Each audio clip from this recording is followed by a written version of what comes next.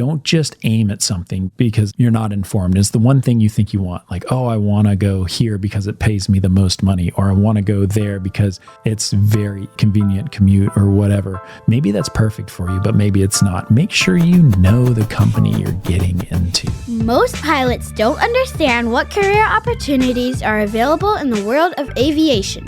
They're making career decisions based on advice from friends or posts on internet forums, meaning they are taking huge risks with their livelihood without having all the details.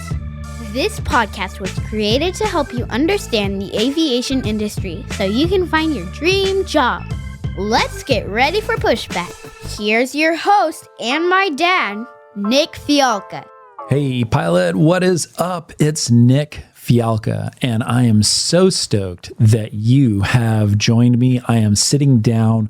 I like to record these solo shows kind of in bunches and batches or whatever. So I sit and spend time. My wife takes the family, and either they're on the other side of the house or they're out and about, and gives me a little bit of time to sit down and compose my thoughts and think about the things that I want to talk about and the topics that I want to pour into you to make you better. And today's topic is really interesting. I've been thinking about this a lot, and it's buyer's remorse. Buyer's remorse, right? We are getting ready to move from Northern California to Georgia. And when we do, we're going to be buying a house. And this is going to be a house we're going to live in for a long time. And, you know, housing prices are up, interest rates are up, insurance is expensive, taxes are high, and there's all these things and all this heavy stuff to start thinking about. 5 kids, where are they going to go to school? I don't know the area that we're moving to super duper well, but I've got to choose where to live, and I've got to choose my house before we get there. And I'm going to have to spend way more money than I've ever thought about spending. And it's not like I don't have a shit ton of money. I wish podcasts paid me about $1 million a year and I could straight up go in there and not even worry about it. But the fact of the matter is, like, we've all got the things that we're required to do and expenses that we have. And one of those is a house. And so if I go buy this house, like, and I pick the wrong one, or there's something wrong with it, oh my gosh, it's like, it's the worst. I one time bought a car. I bought a Hyundai Elantra in the 90s. All right. So that's how old I am.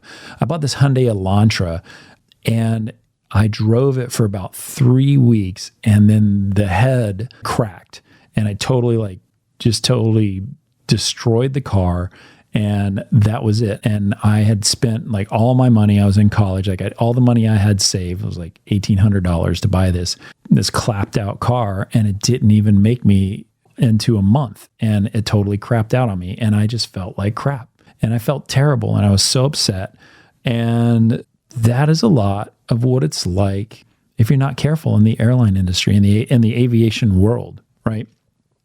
You may think that you want to fly for X, Y, and Z company, and you may think that like it's the greatest thing since sliced bread. And the reason you think that, oh man, I really want to fly for American, or I really want to fly for United, and like, why do you want to fly there? I knew a guy who commuted to a major, and the reason he picked that major is because it was the closest to commute for him. And it was absolutely terrible because he spent all of his time with these really crappy schedules. And the airline that he went to had the just terrible, crappy work rules. And these work rules kept him commuting a lot because he would have lines where he would have to, they have 5:30 a.m. go, and he was commuting over a time zone, and he would have to commute in the night before and get a hotel and then fly in the morning and fly for 4 days. And then he'd plan to get home, but he would get junior manned or rerouted, and it would get him pushed off to the next day, and he could never, ever set his watch by it, and he could never depend on it. And, a little bit of that is the nature of the industry, but he wasn't ready for it. He was a Navy pilot, a buddy of mine who I knew for a long time, and he wanted to go into the industry and do this thing, and he absolutely hated it. And everybody else that he was surrounding himself with in the town where he lived, they all flew for FedEx. And he spent 3 years trying to make it at this major. And it was just grating on him, man. It actually like made him physically ill. Like, he ended up just not sleeping well and being nervous about missing flights and stuff like that. He was miserable. And so he put his application in and he got hired by FedEx and he loved it. And it totally changed everything. And he slept better. His life was better. He had more satisfaction in everything he did because he'd found the company that was best fit for him. And he was so excited about it. But you know what? He had already spent 3+ years at this major airline. And so he was going from pretty darn good seniority to getting rid of it all, going over to FedEx and starting himself over again. And I talked to him a couple days ago and he said, you know what? I'd do it again. In a heartbeat, I would do it again, because he knew that that was the thing that fit him just right. So I guess the moral there is, don't just aim at something because you're not informed. It's the one thing you think you want. Like, oh, I want to go here because it pays me the most money, or I want to go there because it's very convenient commute or whatever. Maybe that's perfect for you, but maybe it's not. Make sure you know the company you're getting into, because that can have an effect on your livelihood and the general disposition of who you are. And I see it day in and day out, and I want you to know that. So that parlays into another conversation that I was having just the other day. I was sitting in an office here in California with a friend of mine who is considering going into, career switch, right? He's got some pilot time, but not a whole lot. He's got about 1,000 hours, and he's been flying and dabbling and doing this and that. He's getting his instructor license and he wants to get all his quals, but he wants to make this career change, but he doesn't know what makes one airline greater than the other. What makes one place better? Should I go to a regional and spend some time? Should I go to a ULCC and try to get on board there? This guy wants to live in Texas, but he's not sure what part of Texas. Should I have a target company in mind, or all these things? And it's like really weighing on him. And the conversations that I had is like, we're not ready for that talk yet. We're not ready to go there yet. If you want to decide to go to an aviation role and spend your time flying and being a professional pilot and go to the airlines, then go. Start putting one foot in front of the other.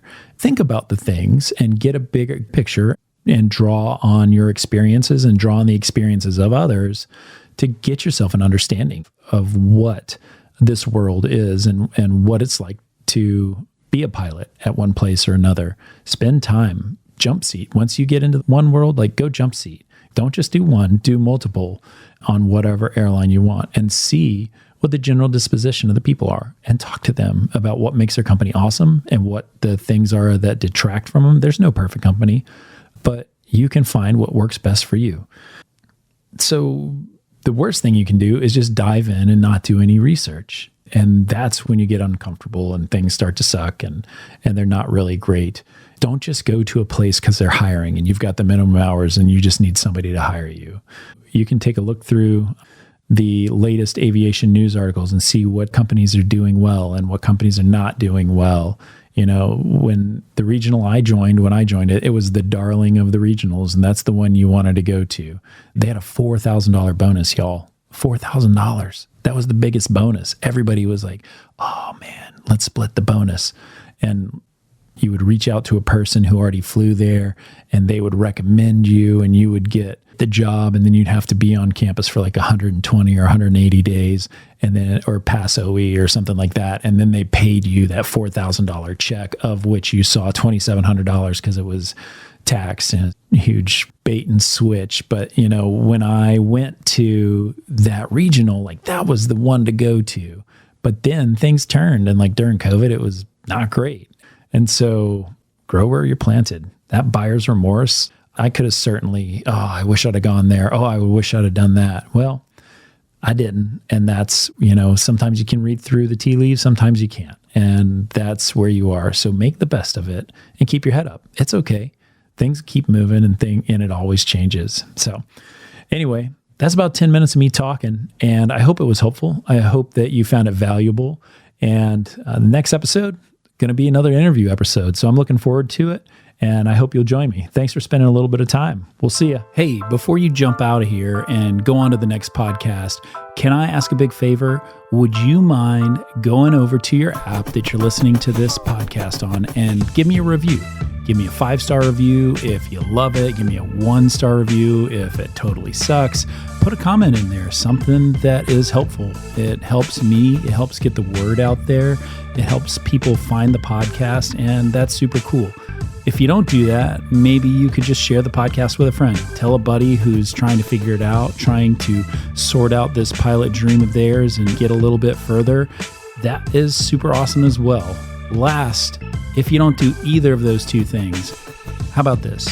Find a way today to make yourself 1% better. Do that thing that you've been putting off. Put your foot forward, make movement, get yourself going, get that inertia that you need to succeed in this industry. So that's your choice.